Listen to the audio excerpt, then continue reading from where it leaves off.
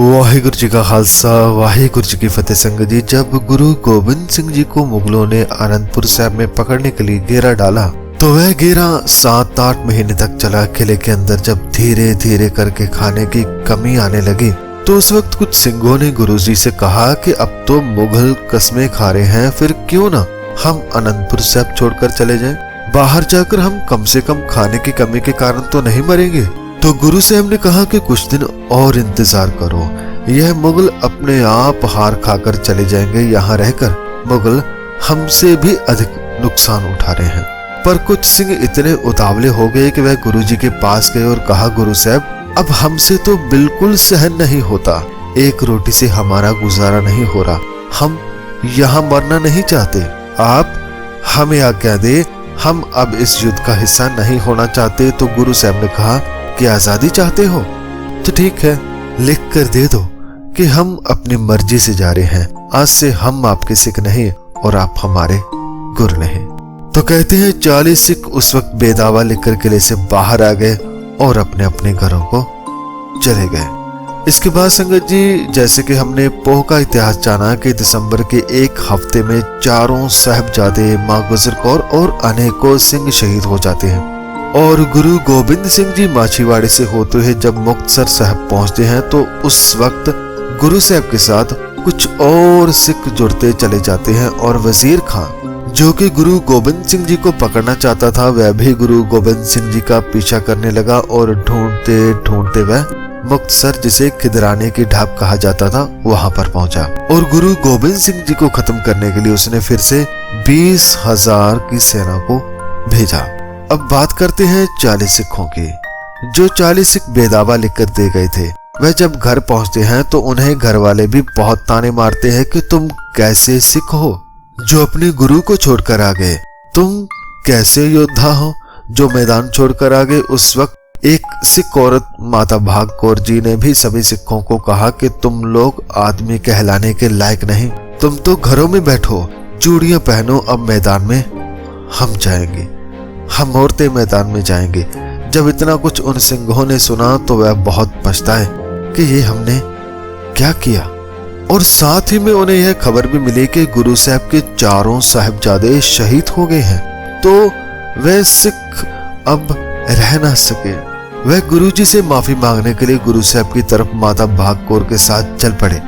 जब वहां पहुंचे तो उस वक्त युद्ध का समय था, जिसे मुक्तसर की जंग भी कहा जाता है। वह 40 सिख सीधे युद्ध में उतरे और इतनी वीरता से लड़े कि गुरु साहब उन्हें देखकर खुश हो रहे थे। जब युद्ध समाप्त हुआ और वजीर खां फिर से गुरु को ना पकड़ सका तो वह वापस चला जाता है। और जो सिख मैदान में शहीद हो जाते हैं उनमें वह 40 सिख भी थे जो बेदावा दे गए थे। गुरु साहब उनके पास गए और देखा महासिंह जी जो इन सिंहों का प्रधान था वह अंतिम सांसों पर था। गुरु गोविंद सिंह जी ने उसका सर अपनी गोद में रखा और कहा कि यदि कोई अंतिम इच्छा है तो बताओ।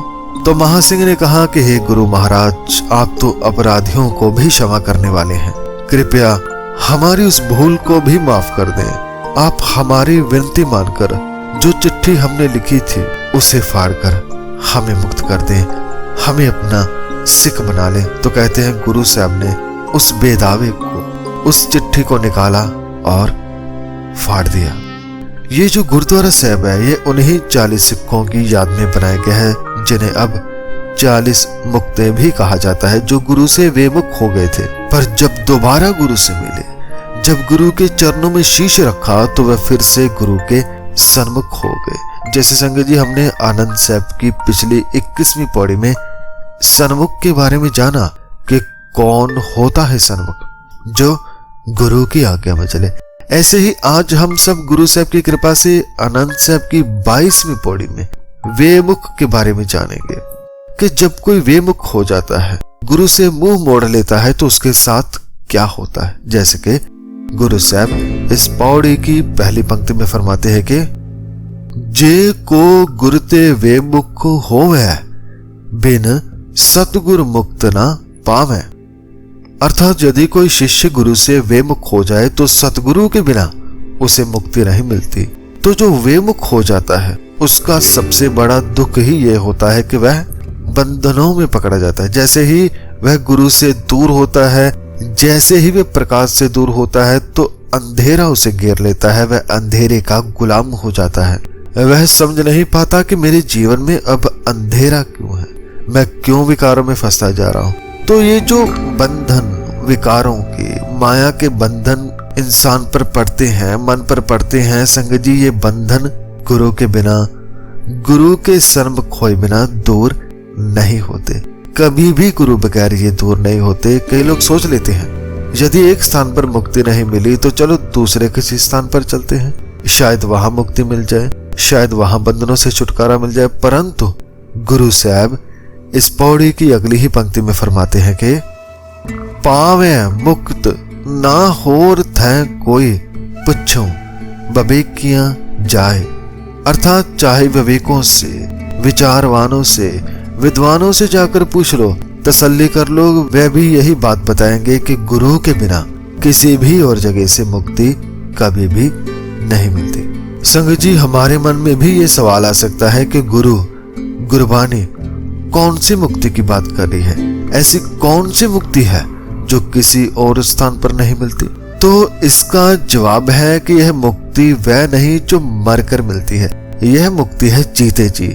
ये मुक्ति है मन से विकारों की मुक्ति, मन से पापों की मुक्ति, अंदर से बुराई को, पाप को दूर करना ही असल मुक्ति है। इसके लिए हम चाहे दुनिया के किसी भी कोने में चले जाएं, चाहे हम कितने भी तीर्थों पर चले जाएं, मन की जो मैल है, मन में जो पाप है, मन में जो बुराई है, मन में जो बुरी आदतें हैं, वह गुरु के बिना दूर नहीं होती। गुरु ही हमें इन विकारों के बंधनों से, माया के बंधनों से मुक्त करवाता है। इनसे मुक्त होना ही असल मुक्ति है। तो संगत जी, जब तक हम गुरु से दूर हैं, गुरु जो हमें अंधेरे से प्रकाश की ओर लेकर जाए, धन धन श्री गुरु ग्रंथ साहिब जी महाराज, जब हम इनसे दूर होते हैं तो गहरे अंधकार में धंस जाते हैं और फिर उस अंधेरे में पता नहीं कैसे कैसे दुख पाते हैं, कैसी कैसी चोटें खाते हैं, कैसा कैसा रूप बना लेते हैं। कभी कौवे बनकर बोलते रहते हैं, कभी कुत्ता बनकर लोभ करते हैं, कभी सांप बनकर अपनों को डसते हैं, कभी हाथी बनकर काम में फंस जाते हैं, कभी पत्थर बनते हैं, कभी आग, कभी रेंगने वाले कीड़े और कभी उड़ने वाले बाज, पर कभी इंसान नहीं बन पाते। कभी जो है वह नहीं बनते और हम इंसान से ऐसा करके बहुत दूर हो जाते हैं। जैसे कि गुरु साहब अगली पंक्ति में फरमाते हैं कि अनेक जूनी परम आवे, विण सतगुर मुक्त न पाए। अर्थात ज्ञानी, विवेकी, संत से चाहे पूछो, वह यही बताएगा कि इंसान चाहे अनेक योनियों में भटकता रहे, पर गुरु के बिना, सतगुरु के बिना वह मुक्ति नहीं पा सकता। वह कभी इन बंधनों से मुक्त नहीं हो सकता। तो फिर मुक्ति कैसे मिले? कैसे हम अपने बुरे जीवन से मुक्त हों? कैसे हम विकारों से मुक्त हों? कैसे मायूसी और दुख भरे जीवन से मुक्ति प्राप्त करें? कैसे रोज रोज की आवागुन से बचें? तो इसका एक ही तरीका है, एक ही जवाब है, जो 40 सिखों ने किया वही हमें करना है। क्या करना है?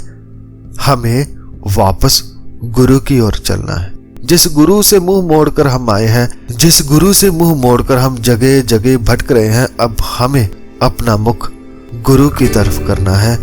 गुरु के सन्मुख होकर बिना कुछ कहे केवल अपना शीश गुरु के आगे रख देना है। अपनी सारी बुद्धि छोड़ देनी है, अपना सारा ज्ञान छोड़ देना है और सर गुरु के कदमों में रख देना है। जैसे कि आनंद साहब की 22वीं पौड़ी की अगली पंक्ति फरमाती है कि फिर मुक्त पाए लाग चरणी सतगुरु शब्द सुनाए। अर्थात जब कोई मन वापस गुरु के चरणों से जुड़ता है तब वह मुक्ति प्राप्त करता है। गुरु के चरणों से लग के ही माया के मोह से मन को छुटकारा मिलता है, मुक्ति मिलता है, क्योंकि गुरु ही है, सतगुरु ही है जो हमें शब्द सुनाता है, जो सही जीवन मार्ग का उपदेश सुनाता है। वह हमारे मन को शांत कर देता है, वही हमारे मन से बुराई दूर करके हमें इंसान, सच्चा इंसान, नेक इंसान बनाता है। वही हमें एक से एक करके उसका रूप कर देता है। तो ऐसे मन को मुक्ति मिलती है। ऐसे हम वापस गुरु से जुड़ते हैं। तो आइए संगत जी, गुरु के शब्द को सुने, समझें। ये शब्द ही मन को सुंदर बनाते हैं। ये शब्द ही मन का असल श्रृंगार है। यह शब्द ही जीवन का सार है। गुरु का शब्द ही मुक्ति का द्वार है। तो आइए वापस गुरु के पास चले। गुरु ही हमारे पिछले पापों से हमें मुक्त करवाने वाला है, जैसे 40 सिंहों को किया, जिन्हें अब 40 मुक्ते कहा जाता है। जिस गुरु ने गुरु गोविंद सिंह जी ने मुक्त किया, आइए हम भी गुरु का संग लेकर मुक्ति प्राप्त करें। कैसे? गुरु के सन्मुख होकर, गुरु के हुक्म में होकर। तो इस पौड़ी के अंत में गुरु से फरमाते हैं कि कह नानक विचार देखो, विण सतगुर मुक्त न पाए। नानक कहते भाव फरमाते हैं कि विचार करके देख लो, ज्ञानियों से पूछ लो, वह सब यही बताएंगे कि गुरु के बिना माया के बंधनों से आजादी नहीं मिलती और इस मुक्ति के बिना आत्मिक आनंद की प्राप्ति नहीं हो सकती। तो संगत जी, यदि हमें भी आत्मिक आनंद से भरना है, यदि हमें भी जीवन को सुंदर बनाना है, यदि हमें भी संसार सागर से कमल की भांति ऊपर उठना है, तो गुरु से जुड़े। गुरु ही हमें बंधनों से मुक्त करने वाला है। गुरबानी ही एकमात्र ऐसा बाण है जो मन के पापों को मारता है।